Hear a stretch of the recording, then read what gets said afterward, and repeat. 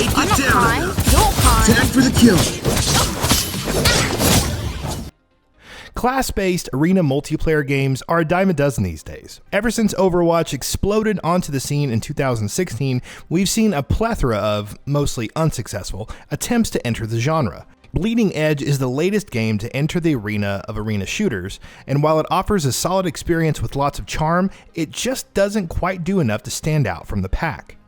When you start up Bleeding Edge for the first time, you're thrown into a brief tutorial that runs you through the basic mechanics of the game.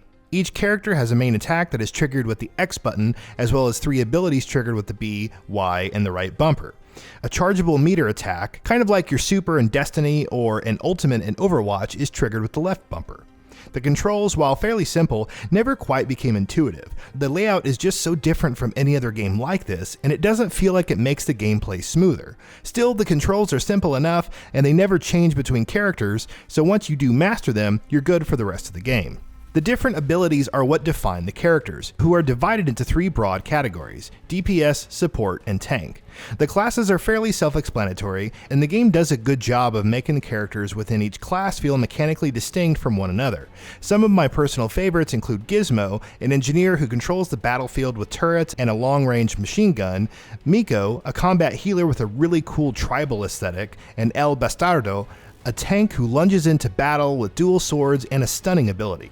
There's also Maeve, easily the most mechanically interesting, an elderly woman who can summon cages to trap foes in place, opening them up to devastating damage. The character list at launch is relatively small, but I actually think that's a strength of the game. It allows each character to feel developed and distinct and gives the team time to balance the roster.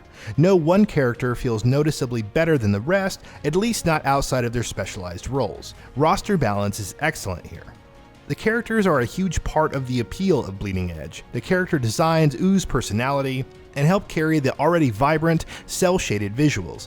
Each character has a distinct design, which makes them easy to spot on the battlefield, an important thing in any multiplayer shooter. The animations are crisp and the levels are vibrant, with interesting and distinct locales. However, the maps are sometimes a weakness of the game. There's a relatively small number of them, and some maps are definitely better than others.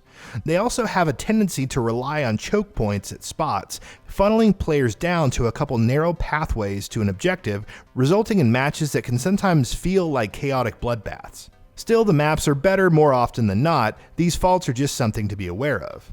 The core gameplay of Bleeding Edge is fun if fairly straightforward. Aside from the tutorial, which is fairly short, and a dojo mode where you can practice with any character you want against or alongside up to 3 AI-controlled bots, the whole game revolves around its competitive multiplayer experience.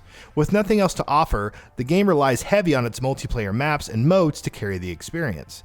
It mostly succeeds, though once again, what's on offer here is relatively limited. The game is split into 2 modes, an objective capture mode and a collection mode.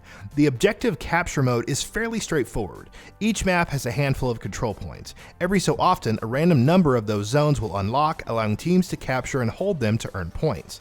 After a period of time, the control points lock and become neutral, and then a different set of them open up. The locking and unlocking helps keep the gameplay fluid and prevents matches from ever becoming a stalemate at one specific objective, which is a welcome change of pace from other similar games.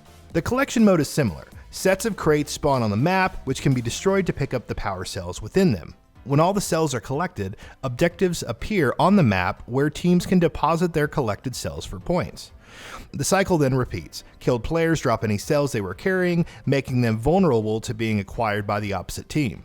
The 2 modes are similar, but the specific dynamics of each one are varied enough to keep them interesting. And this is both the biggest strength and the biggest weakness of the game. Everything about it is so condensed. There's only a handful of characters and maps and only 2 modes. This allows the developers to fine-tune each aspect and has helped make the game a lot more balanced than any other entries in the genre. But it also results in a game where, unless you're absolutely sold on its core gameplay, will start to wear thin fairly quickly. It doesn't help either that the game has relatively little progression. Leveling up unlocks you mods for different characters and earns credits that can be used to purchase cosmetics.